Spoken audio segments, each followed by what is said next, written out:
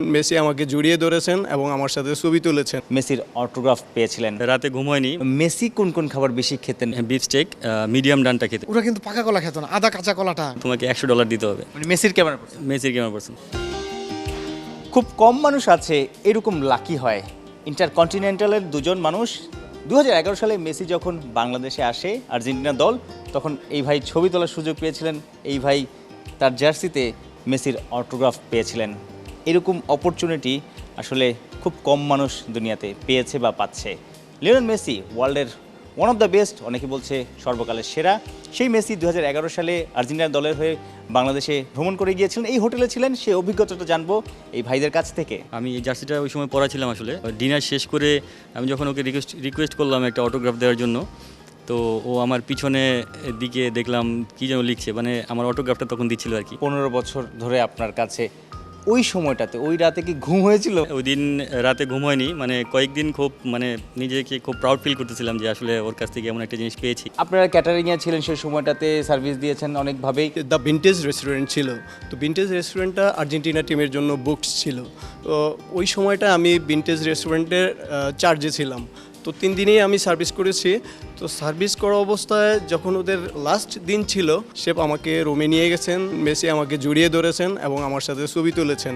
But আমার কাছে মনে হয়েছে Messi one of the soft man in this world. Messi আর কি কিছু বলেছেন আপনাকে? না, মেসি জাস্ট বলেছিলেন অল দ্য বেস্ট। সবার তো মেসি সম্পর্কে বেশি জানতে আগ্রহ থাকে বা ইচ্ছে হয়। আসলে মেসি কোন কোন খাবার বেশি খেতেন বা তার আগ্রহ কি ছিল? ও স্টেক খাইতো দেখতাম, বিফ স্টেক, মিডিয়াম ডানটা খেত।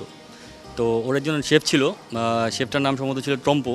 তো নিয়ে এসেছিল? লম্বা করে, হ্যাঁ, শেফ নিয়ে আসছে এবং শেফের সাথে আমরা অনেক মজা করেছি। উনি নিজেই সব কিছু প্রিপেয়ার করতো, কিচেনে ঢুকে নিজেই সব কিছু দেখতো, ফুডের টেম্পারেচার ঠিক আছে কিনা, ফুডের টেস্ট ঠিক আছে কিনা। আর্জেন্টিনা টিমের যেটা ফেভারিট ছিল, ওরা পিৎজাটা বেশি খেত। পিৎজা, পাস্তা, বিফ টেন্ডারলন, পারমেজান চিজ, এই চিজগুলো ওরা খেলতে যাওয়ার আগে দেখতাম এগুলো বেশি করে খেত।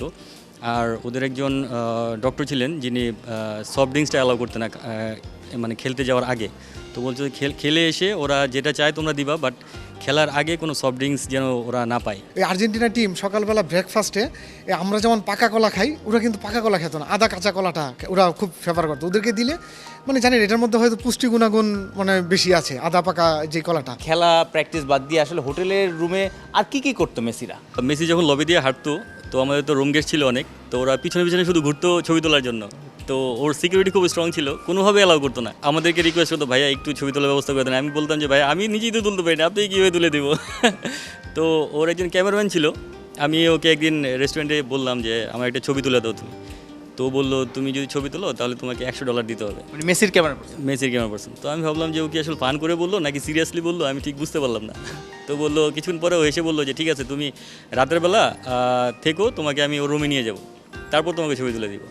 তো ওই দিন আসলে এত টায়ার্ড ছিলাম, তো রাতে আমি বাসায় চলে যাই। তারপরে কোনো কথা বলেন তো, মানে মেসির সাথে ছবি তোলার সুযোগ আছে, আপনি টায়ার্ড চলে গেলেন? আমি আসলে ওকে বিলিভ করতে পারি নাই যে ও আসলে যে আমাকে নিয়ে যাবে। পরে শুনলাম যে না, আসলে আমাদের কলিগ যারা ছিল ওদেরকে নিয়ে গেছে রুমে, নিয়ে তারপর ছবিটি অনেকের সাথে তুলছে। তো শোনার পর চোখ দিয়ে পানি চলে আসে? হ্যাঁ, তখন আসলে আমার খুবই খারাপ লাগছে যে এইরকম একটা সুযোগ আমি মিস করলাম এই ঘুমের জন্য। সাইফুল রূপক, 71।